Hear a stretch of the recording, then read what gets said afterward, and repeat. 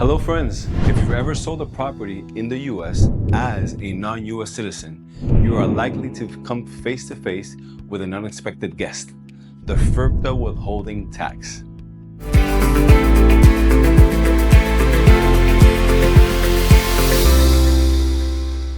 FIRPTA, or the Foreign Investment in Real Property Tax Act, is the law that makes sure the IRS takes a piece of the pie when non-US residents sell property in the United States. And how big of a slice? Well, it's usually a healthy 15% of the sales price. But here's the thing. While this tax is meant to cover any US tax liability you might owe on the sale, it's often too much.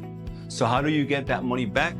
Let's dive into 5 simple steps to reclaim your FIRPTA withholding and make sure the IRS gives you what you are owed.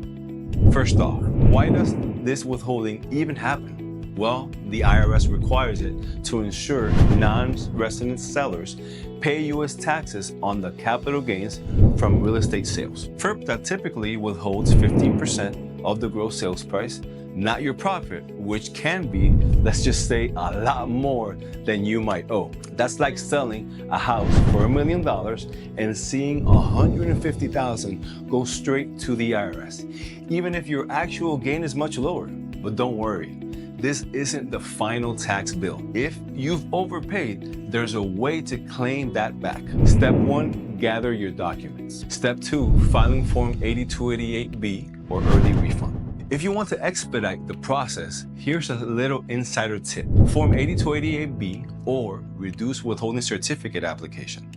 This form lets you apply for a reduced withholding amount before closing the sale. The IRS reviews it to see if your actual tax liability is lower than the amount withheld. Now, why is this amazing? Because if approved, you might never even have to see that the full 15% go to the IRS in the first place. Less paperwork later and quicker access to your money. What's the catch though? You have to file it early, ideally 90 days before closing, because the IRS can take some time to process and reply to the application. Step number 3. File your U.S. tax return or Form 1040-NR. If the sale already closed and the withholding was already paid and sent to the IRS, that's okay too. You can still get your refund by filing a U.S. tax return, specifically Form 1040-NR if you are a non-resident. This form lets the IRS calculate your actual tax due. If the 15% withholding was higher than what you owe in capital gains taxes, the difference will be refunded back to you. Step number 4, include your ITIN number. Important note, to file any U.S. tax return, you need an individual taxpayer identification number, better known as an ITIN. And if you already have one, but have not used it in more than 3 years, you will actually need to have it renewed. This number, the ITIN number, is essential.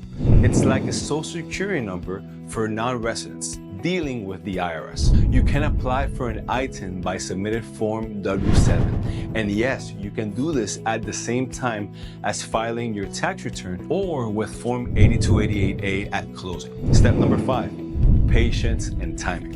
So you filed everything. What happens next? Unfortunately, this is where patience comes in.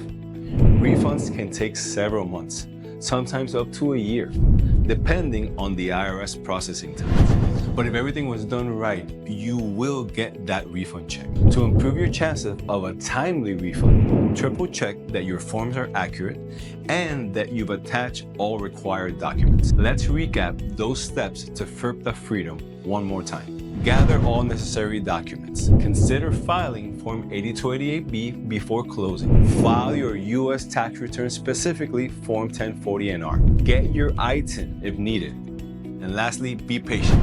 It'll be worth it. So there you have it. FIRPTA withholding doesn't have to be a mystery. And now you're ready to get back what's rightfully yours. If you found this video helpful, don't forget to like, subscribe, and hit that notification bell. Thanks for watching.